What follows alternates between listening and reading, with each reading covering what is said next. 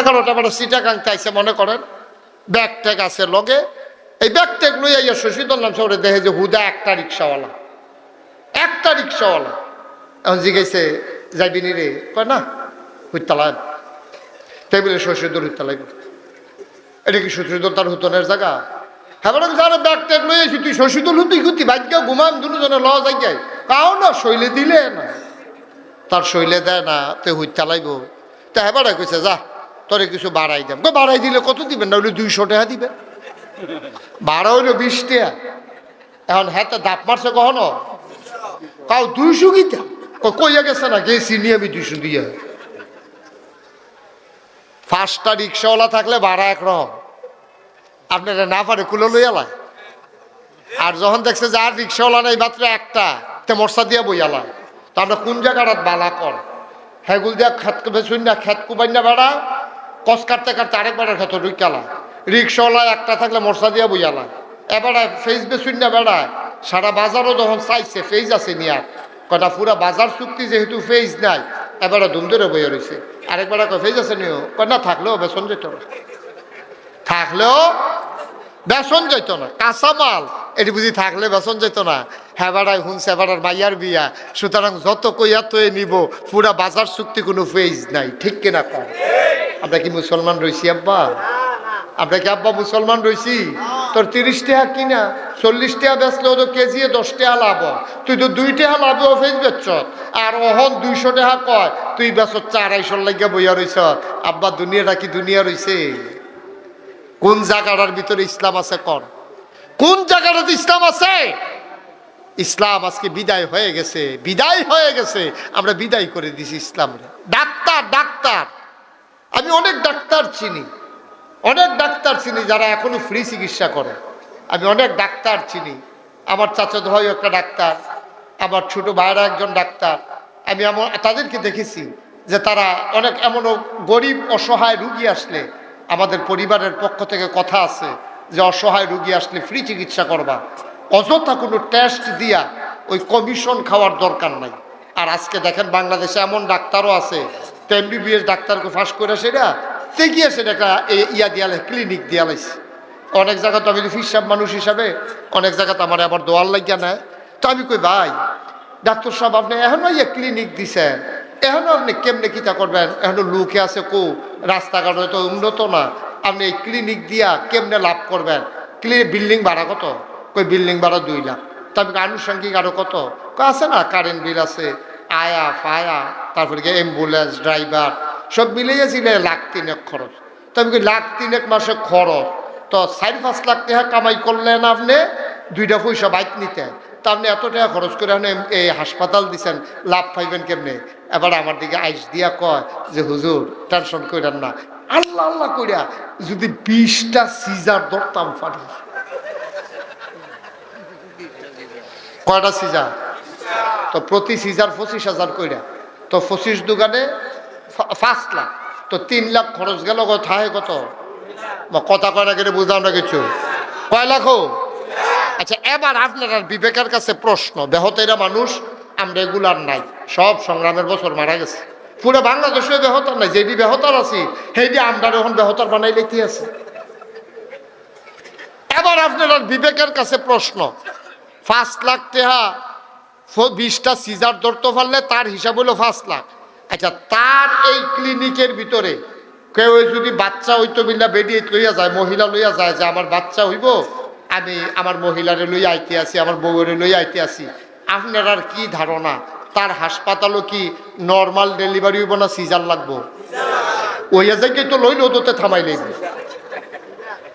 বাচ্চা নর্মাল ওইয়া যাইকে তো লইলে ওতে থামাই লইব, কারণ তার তো হিসাব হলো 3 লাখ খরচ। কয় লাখ খরচ?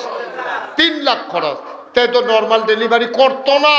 তে যখন দেখবো রাস্তার ভিতরে রিক্সা দিয়া এই রুগী লইয়া আইতে আছে, তে দেখকে বুঝা লাইছে এটা ডেলিভারি কেস, তে চুরি মুড়ি দাঁড়াইয়া লইয়া বইয়া রইছে না। তে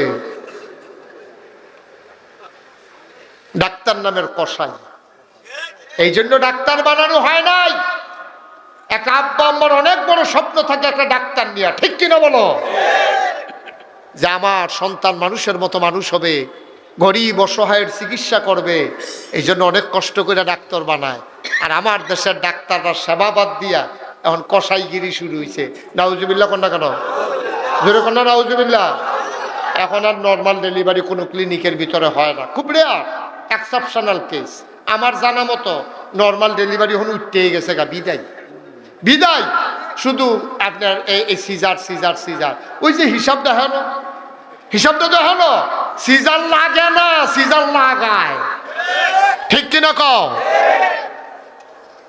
কে রে আগের দিনও মহিলাদের ঘরে যে বাচ্চা কাচ্চা হইছে, কে রে হাবলা সিজার লাগছে না? কে রে কেন সিজার লাগে নাই? আমরা তো 5 ভাই 3 বোন, কয় আমার আম্মার তো সিজার লাগে নাই। আমি অনেক জায়গায় আলাপ করছি, সেই দিন এক মাহফিলের ভিতরে কইছি আপনারা কয় ভাই কই বোন? কইছে আমরা 5 ভাই 2 বোন। তারপরে আমি কইছি আমরা 5 ভাই 3 বোন। হ্যাঁ বাড়ায় 7, আমি 8। আরেক বেড়ায় কই হুজুর আমরা 5 ভাই 4 বোন 9। আরেক বেড়ায় কই আমরা 5 ভাই 5 বোন, মানে বাড়তে আছে খালি। আমি বাবু তোমরা যেতই বাড়ো হ্যান্ড পর্যন্ত যাইতে পারতাম না। কখন পর্যন্ত এটা কি কইলি? তা আমি সাহায্য লইয়া রোহিঙ্গা ক্যাম্পে গেছিলাম একবার। আমি 5 বার গেছি। উখিয়া টেকনাফে যখন রোহিঙ্গারারে মুসলমানরারে আরাকান থেকে বাংলাদেশে ফাড়াই দিছে, আমি মোট 5 বার গেছি। আমি একবার গিয়া দেখি এক বেডি অনেক সুইটটা সেটটা লইয়া বইয়া রয়েছে। আমি দেখি গন্যা দেখি 15 জন। আমি জিগেলাম গো এটি কেড়াই দি? কইতাম আমরা রেতাম দিকে। আমি কই সব দিকে আপনার? কয় 2 জনে পানি আনতে গেছে। 17 15 জন লইয়া আরো 2 জনে মিলে পানি আনতে গেছে। দিয়ে সিজার লাগছে না তো? অহন সিজার লাগে কে রে? কারণ হইল ওই যে আল্লাহ কইছে আত্তাকিল্লাহ, ডরাইবা আল্লাহরে। এখন আমার ডাক্তারের মনে তো আল্লাহর ভয় নাই। আল্লাহর ভয় না থাকার কারণে এখন তে মনে করছে যে কোনো মতে খালি টেহা কামাই করো, তার ভিতরে মানবতা নাই, তার ভিতরে মানুষের জন্য মায়া নাই, আল্লাহর ভয় নাই, তে তো নর্মাল ডেলিভারি করবে না। 1 মিনিট দেরি করলে নর্মাল ডেলিভারি হয়। এই রকম ডাক্তারের সংখ্যাই বাংলাদেশে বেশি।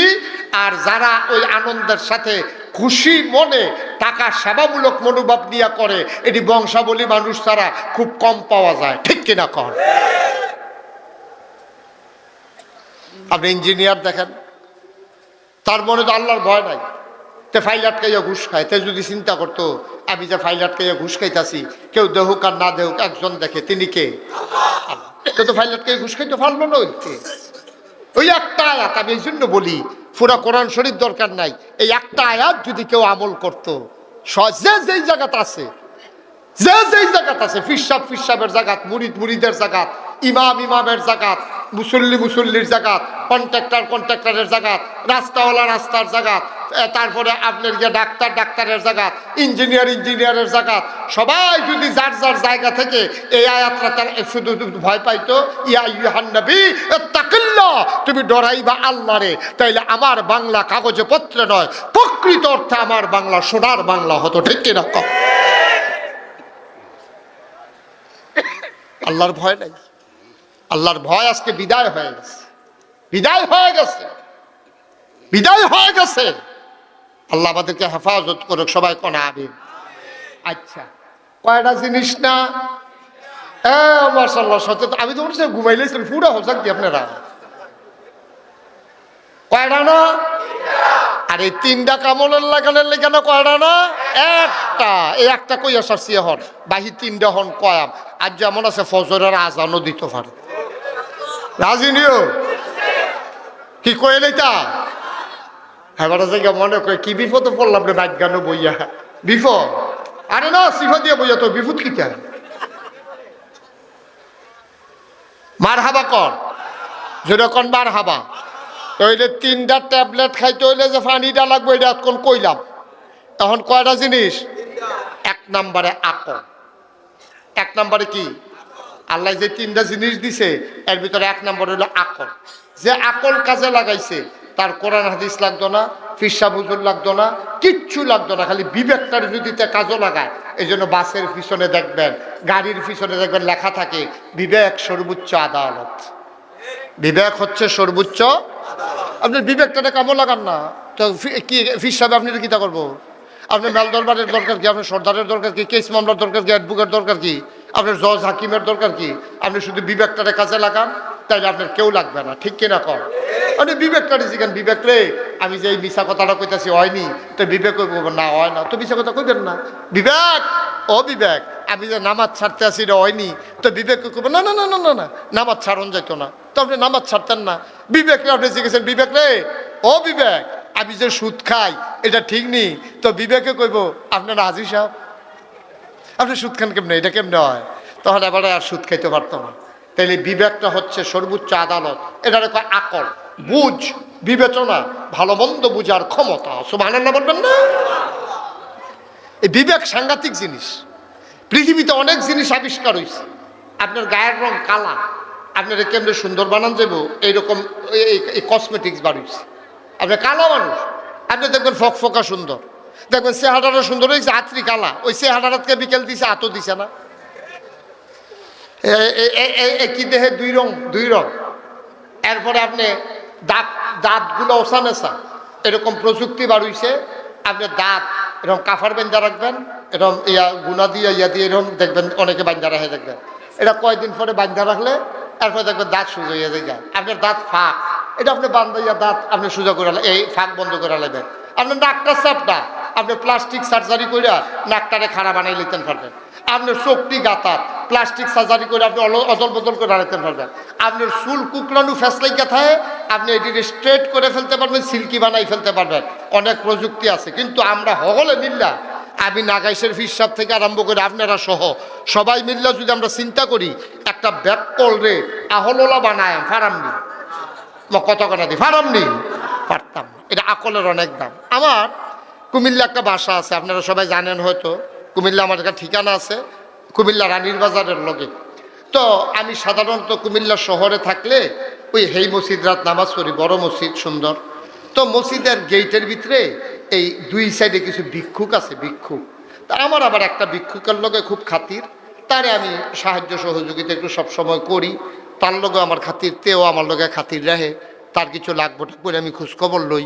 তো একদিন আমার এক বন্ধু গেছে দেখা করণের লেগা, আমি কই তুই মসজিদ আইলে আমরা হ্যাঁ এক লোকে নামাজ পড়া দেখা হইব, এইটাই ভালো হইব। তো হ্যাঁ তো গেছে, আমিও মসজিদও গেছি। বন্ধুর লোকে কথা কইতে কইতে আমি ওই ভিক্ষুকটা ফারুইয়া আইয়া পড়ছি, আমার আর ভিক্ষুকের কথা মনে নাই। তো ভিক্ষুকটা অন্ধ, তে আমি যে কথা কইতে গেছি যাইতাছি গা, সীমানা পার হয়ে গেছি গা, তে তো গলা হুন্ডা বুঝছে। তা আমার ডাক দেখে, হুজুর জাগিতেছে? না আইতে আছি, মনে আছে। তা আমি ফিরে আবার গিয়া সেরা আমি আমার বন্ধুরে কইলাম, এই যে লোকটা ভিক্ষুক, চোখে দেখে না, কিন্তু সাংঘাতিক আকল, বুদ্ধি অনেক বেশি। কই কেমনে বুঝলি? আমি এখনই দেখবি এটা পরীক্ষা করতে আসছি। তখন আমি একটা 10 টিক্কা নোট বার করিয়া তার হাতও দিছি, দিয়া সেটা আমি হাসি দিয়া কইলাম, নে ভিক্ষুকরে কইতে আসি, আর যে মনটা বালা আমার দুস্থ আইছে, তোর একটা 100 টিক্কা নোট দিলাম। তে করছে কি তাতে হারা হাত লইয়া এমনি কিতা জানি চাইয়া আমার দিকে চাইয়া কয়, শয়তানি করে। সুবহানাল্লাহ কোন করে? আমি কই কি শয়তানি? কয় 10 টিক্কা। আমার চোখে পানি চলে আসছে। আরে এই লোকটা তার বউয়ের সামনে এনে খাড়া করাই দিলে ওতে চিনত না, কথা কইলে চিনবো। অন্ধ যে ফুট জন্ম দিছে, তে ফুতেরও তো চিনে না। খেয়াল করছে?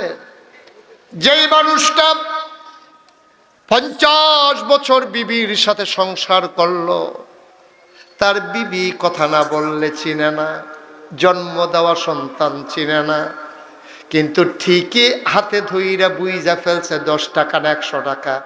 এটার নাম হইল আকল। এটার নাম কি? আকল। সাংঘাতিক জিনিস, সাংঘাতিক জিনিস। সুবহানাল্লাহ, সুবহানাল্লাহ। কষ্ট হইতেছে আপনাদের? ছেড়ে দেওয়া দরকার। আমি খুব তাড়াতাড়ি করে 3টা জিনিসের নাম কই আলাম। 1 নম্বরে গেল কি? কথা কয় 1 নম্বরে কি? সবাই দি কয় না 1 নম্বরে কি? আরো রইছে কয়টা? গেল কয়টা? রইছে কয়টা? 2টা। সুবহানাল্লাহ কইতেন না? আপনারা কথা কইয়েন।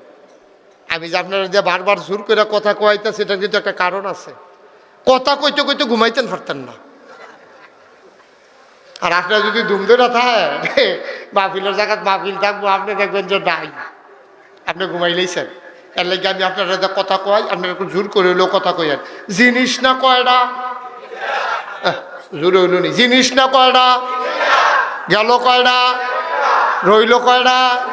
দুইটা। এক নম্বরে কি? দুই নম্বর, যেই জিনিসটা তুমি কাজে লাগাইতে জান্নাতে চলে যাবা সহজে, দুই নাম্বার জিনিসটার নাম হইল কোরআনুল কারীম। বান্দা চেয়েছি আমরা হিদিনা সিরাতাল মুস্তাকিম, হে আল্লাহ, হে আল্লাহ, সহজ সরল রাস্তাটা আমাদেরকে দেখাই দাও। আল্লাহ কয় যালিকাল কিতাবু লা রাইবা ফি হুদাল লিল মুত্তাকিন। এই 30 পারা কোরআন, যার ভিতরে কোনো সন্দেহ নাই, লা রাইবা ফি, যার ভিতরে কোনো সন্দেহ নাই, হুদাল লিল মুত্তাকিন, ভয় পাওয়া মানুষের জন্য এই কোরআন হলো হেদায়েত। বলো সুবহানাল্লাহ। এই জিনিস কয়টা? গেল কয়টা? এক নম্বরে, দুই নম্বরে, তিন নম্বর মহামূল্যবান যে জিনিস, তিনি নবী মুহাম্মদুর রাসূলুল্লাহ সাল্লাল্লাহু আলাইহি ওয়াসাল্লাম। সুবহানাল্লাহ। মহব্বতের সাথে পড়েন সুবহানাল্লাহ ওয়ালহামদুলিল্লাহ লা ইলাহা ইল্লাল্লাহ সুবহানাল্লাহ।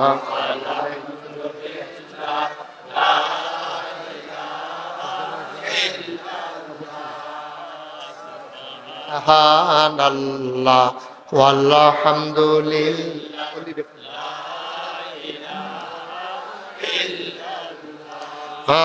লা ইলাহা ইল্লাল্লাহ লা ইলাহা ইল্লাল্লাহ লা ইলাহা লা ইলাহা ইল্লাল্লাহ সুবহানাল্লাহ ওয়ালহামদুলিল্লাহ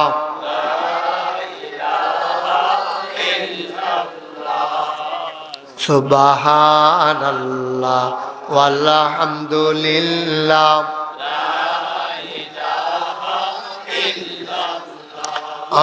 জান্নাতের মালিক যে আল্লাহ, দুজখের মালিক সে আল্লাহ। জান্নাতের মালিক যে আল্লাহ, দুজখের মালিক সে আল্লাহ। সুবহানাল্লাহ ওয়ালহামদুলিল্লাহ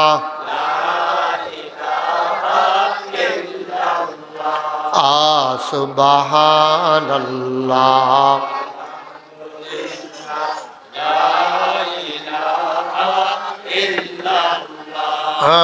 লা ইলাহা লা ইলাহা লা ইলাহা লা ইলাহা সুবহানাল্লাহ ওয়ালহামদুলিল্লাহ আল্লাহুম্মা সাল্লি ওয়া সাল্লিম ওয়া বারিক আলাইহি। সবাই পড়েন আলহামদুলিল্লাহ। মুসলমান মন দিয়ে শোনো, 3 নম্বরে মহামূল্যবান যিনি, তিনি নবী মুহাম্মদুর রাসূলুল্লাহ সাল্লাল্লাহু আলাইহি ওয়াসাল্লাম। ভাইরা আমার, বাবারা আমার, প্রত্যেক রাত এখানে মাহফিল হয় না, আবার 1 বছর পরে মাহফিল। মন দিয়ে শোনো রে ভাই, আমার আল্লাহ রাব্বুল আলামিন এই নবীকে পাঠাইয়া ঘোষণা করে দিলেন, ওয়ামা আরসালনাকা ইল্লা রাহমাতাল লিল আলামিন। পড়লেই তো শান্তি, কি আয়াত, কি মজা। সুবহানাল্লাহ বলবেন না? আবার পড়েন দেখি। ওয়ামা আরসালনাকা ইল্লা রাহমাতাল লিল আলামিন। এই নবী হলো আমাদের তোমাদের জন্য রহমত। এই নবী সোমবার যেই দিন দুনিয়া থেকে বিদায় হলেন, আম্মা জান আয়েশা রাদিয়াল্লাহু তাআলা আনহা কয়, নবীর এমন অসুস্থতা বেড়ে গেল, খুব খেয়াল করে শুনেন, দুজাহানের বাদশা নবী, উম্মতের কান্ডারি নবী, নবীর কত মায়া রে ভাই, নবীর কত মায়া। নবী বারবার বেহুশ হয়ে যান, প্রচন্ড জ্বর আর প্রচন্ড মাথা ব্যথা। আল্লাহর নবী কোনোভাবেই সইতে পারেন না। আল্লাহর নবীকে আম্মা জান আয়েশার ঘরের ভেতরে নবীজি, আল্লাহর নবী ডাক দিয়ে বললেন, আয়েশা আমার একটু বসাই দাও। পেছনে বালিশ দিয়ে হেলান দিয়ে বসিয়ে দেওয়া হলো। এমন সময় আব্দুর রহমান ইবনে আবু বকর, আবু বকরের ছেলে আব্দুর রহমান, আবু বকরের মেয়ে হইল আয়েশা, আর ছেলের নাম হইল আবু বকর। বোনের ঘরে আয়েশা ঢুকছে। ঢোকার পরে আবু বকরের হাতে, ওই আব্দুর রহমানের হাতের ভিতরে একটা মেসওয়াক ছিল। আল্লাহ নবী ব্যথার যন্ত্রণায় চেহারাটা লাল হয়ে যায়, আবার লাল, আস্তে আস্তে আজ সৌন্দর্য ফিরে আসে। কপালের ভিতরে ঘাম জমে গেছে নবীজির। আম্মা জান আয়েশা একটা ন্যাকড়া বিছাইয়া বারবার কপালের ভিতরে দিয়ে চোখে ওই কপালের ঘামগুলো মুছে দেয়। আব্দুর রহমান যখন ঢুকলেন, ওনার হাতের ভিতরে একটা মেসওয়াক ছিল। আল্লাহ নবী বারবার মেসওয়াকটার দিকে তাকাইলেন। মেসওয়াকের দিকে তাকানোর পরে আম্মা জান আয়েশা বুঝে ফেলছে নবী বোধহয় মেসওয়াক করতে চায়। মেসওয়াক ছিল নবীর অনেক প্রিয় জিনিস। আবার আম্মা জান আয়েশা বললেন, আপনি কি মেসওয়াক করতে চান? নবী কথা বলতে পারেন না, কথা বলতে পারেন না নবী।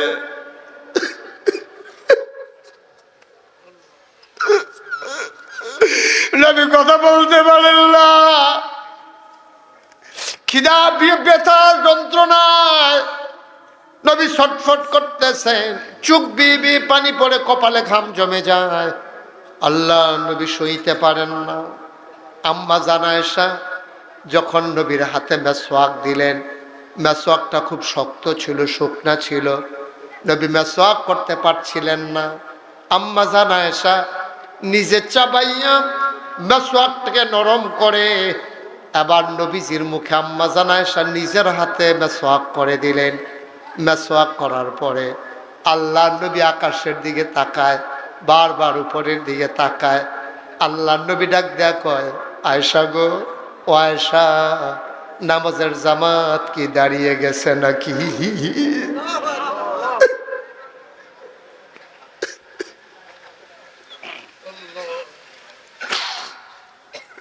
জীবন মৃত্যুর সন্ধিক্ষণে নবীজি যে কোনো সময় রূহ কবজ হয়ে যাবে। আল্লাহর নবী উম্মতের কথা ভুলে না। আল্লাহর নবী ডাক দেয়া কয়, জানালার পর্দাটা সরিয়ে দাও, মসজিদের দিকে যে পর্দাটা আছে একটু সরাই দাও, আমি দেখি আমার উম্মতেরা কেমন করে নামাজে দাঁড়ায়। আমার পরে আমার উম্মতেরা নামাজ ভুলে যাবে নাকি?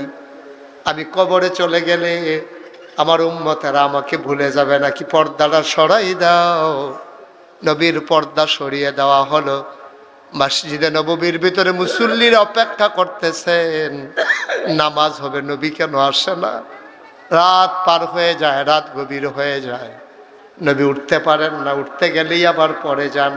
নবী ডাক দেয়া কয়, আয়েশা, আমি একটু দেখতে চাই কেমন করে আমার সাহাবারা নামাজ পড়ে। আল্লাহর নবী ডাক দেয়া কয়, আবু বকরকে বলো যাও ইমামতির জায়গায় যেতে। আম্মা জান আয়েশা কই, ইয়া রাসূলুল্লাহ, আব্বা জান নরম মানুষ, আব্বা পারবেন না। উমর চাচাকে বলি নামাজ পড়ানোর জন্য, কারণ আপনার জায়গায় আবু বকর, আমার আব্বা দাঁড়াইতে পারবেন না, কারণ আপনার দাঁড়ানোর জায়গায় আব্বা দাঁড়াইলে আব্বা সইতে পারবেন না, বেহুশ হয়ে যাবেন, পাগল হয়ে যাবেন। আমার চাচা উমর একটু শক্ত আছে, উমরকে কি দাঁড় করিয়ে দেব? আম্মা জান আয়েশা কয় উমরকে দাঁড় করাই, নবী বলে না না আবু বকরকে দাও। আবার আম্মা জান আয়েশা কয় উমর চাচাকে দাঁড় করাই দেব নাকি? কয় না না আবু বকরকে দাও। আবু বকর দাঁড়িয়ে গেলেন। আল্লাহ নবী তাকিয়ে চোখের পানি ছেড়ে দিলেন, কাত করে তাকালে তার করাই দেওয়া হলো। আল্লাহ নবীর ঘাটটাকে ঘুরিয়ে দেওয়া হলো। আবার নবীর গাল বেয়ে বেয়ে টপ টপ করে পানি পড়ে। সাহাবারা কাতার বন্দি হয়ে দাঁড়িয়ে আছে। নবী আম্মা জান আয়েশার দিকে তাকাইয়া মুচকি হাসলেন যে আমি যেই নামাজ নিয়ে এসেছিলাম, আমার এন্তেকালের পর আমার উম্মতগুলো নামাজ ছাড়বে না। মুসলমান মন দিয়ে শুনুন, গভীর মনোযোগ। এই নামাজের জন্য নবী কত কষ্ট সয়েছেন তুমি ভাষায় প্রকাশ করা যাবে না রে ভাই। কাবার সামনে নবী সাজদায় পড়ে আছেন। আবু জেহেল রাস্তা দিয়ে হাইটা যাইতেছে, তাকায়া দেখে আল্লাহ নবী সাজদায় পড়ে আছেন। আবু জেহেল দৌড়াইয়া গেছে ছেলেদের কাছে, ছেলেরা খেলতেছে।